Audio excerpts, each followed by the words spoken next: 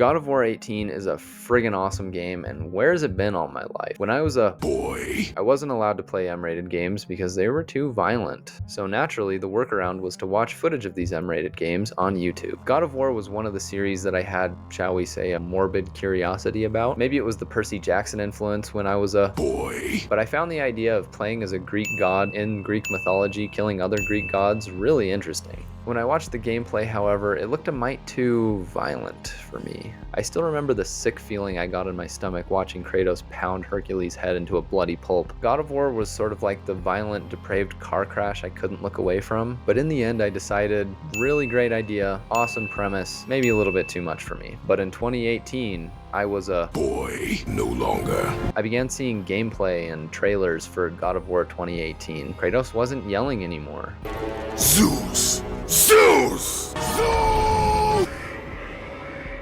Zeus. He was old, worn, patinaed, dare I say rugged, and he had a son. He was trying to be less angry kill and more father peace. And I know that change pissed a lot of the old fans off, but I was kind of digging it. It was clear to me that Santa Monica Studios wanted to go in a more emotional direction with the story, and I was there for it. On top of that, Kratos had somehow wandered his way out of the world of Greek mythology and into the 9 realms of Norse mythology, and that was a badass idea. Take a god from a different pantheon and plop him into a new pantheon? What would happen? Which gods are stronger? Which gods are better? Which gods fight like Gaston? Think like Gaston?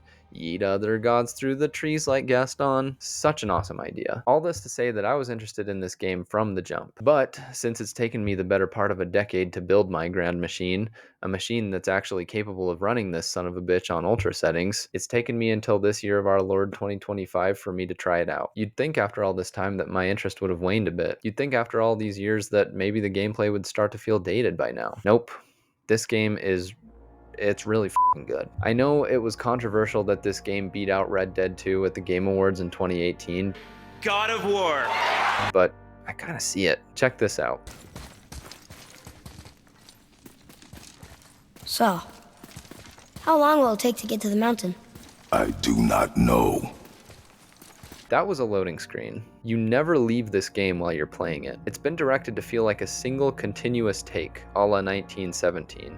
And I'll tell you what, call it a gimmick all you want, but this gimmick worked on me. I know that this trick has been pulled by other games since, like Jedi Survivor and Jedi Fallen Order, but God of War is the one that really started this trend. It's a really immersive game design trick, and I'm very happy that it kickstarted the trend. This game's sense of scale and presentation is also insane. Presentation! It's genuinely awe-inspiring when you meet Jormungandr for the first time. The booming of his voice.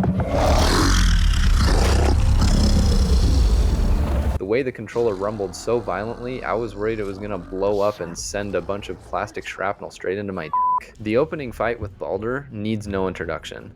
There's an entire subgenre of YouTube where people just react to that scene. There's even a subgenre of memes that have to do with this scene.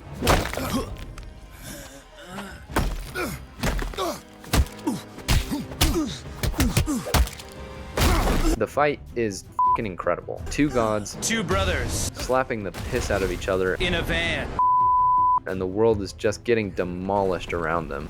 And it seamlessly transitions from cutscene to gameplay, back to cutscene. It sets this game's cinematic tone up perfectly. But this game is full of shit like that. Killing the dragon, fighting Magni and Modi, retrieving the Blades of Chaos. I was absolutely mesmerized by the lighting of this scene the first time I played through it. I don't even understand the full context of this line to Athena's ghost. You will always be a monster.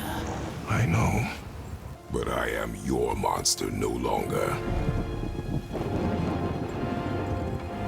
But did I get chills? Yep. Did I get hard? I'm not giving you the answer. No, to we that, don't. sir. Sorry. Come on, boundaries. The cinematic flair of this game is not reserved for the cutscenes or even the gameplay cutscene hybrid bits. It's woven meticulously into the moment-to-moment gameplay too. The loading screens, the way Kratos finishes off these ogres. Look at how the game animates it when I press RT if I don't have my axe in hand. Come on, don't tell me you don't want to do that. This is all well and good, but the fact that the game is also f***ing hard, well, that essentially doubles the dopamine hit that I get when I finally beat a Valkyrie. You get the proud feeling that comes with besting a tough boss, and the sense of awe that comes from animations like this. Because of the game's difficulty, you really need to learn this combat system too, and it's way deeper than I ever thought it was going to be. Okay, it's relatively simple compared to fighting games like Tekken or Street Fighter, but for a game that's often derisively referred to as a hack and slash, there's a ton of depth here. When to use your axe versus when to use the blades, managing your power moves, Spartan Rage, using Atreus, throwing the axe to keep enemies at a distance, customizing your armor, using your shield to break an opponent's guard. It's pretty involved. I mentioned that Santa Monica Studios wanted to take God of War's story in a new and more emotional direction, and that's absolutely what they did.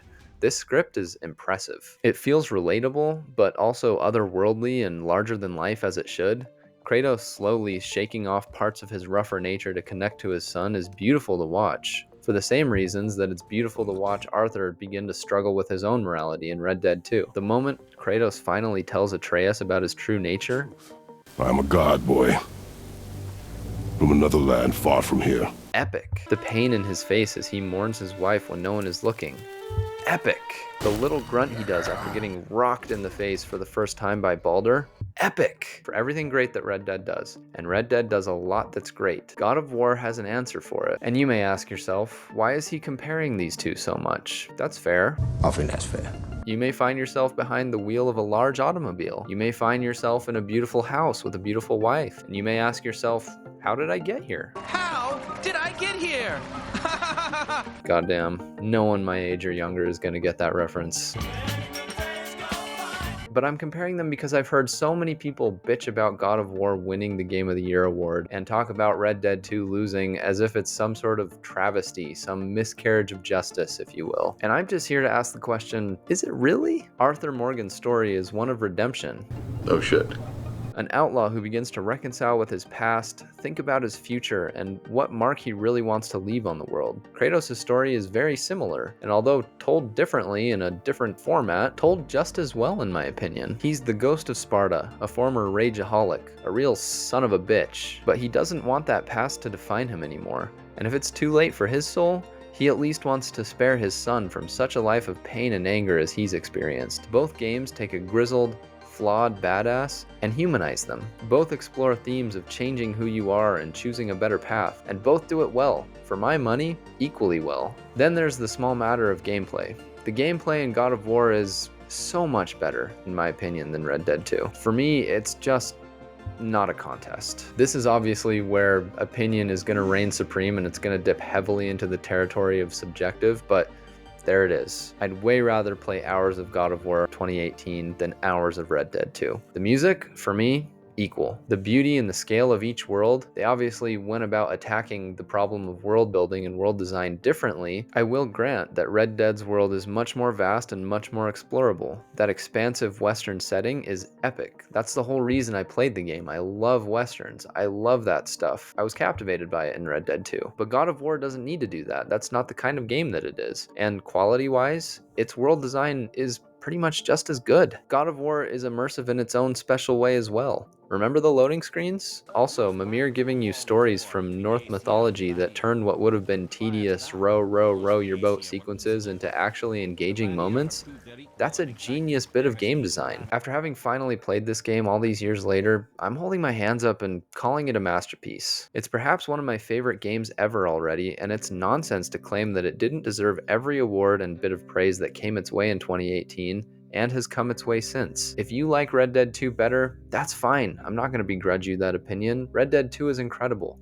Both of these games are monumental achievements in gaming, and really what AAA studios should be aspiring to. All I'm really trying to say with this comparison is Red Dead 2 is not head and shoulders better than God of War. It's just not. Quality-wise, they're equal, in my opinion, and it comes down to a matter of personal taste. And as for me and my house, we will serve the God of War.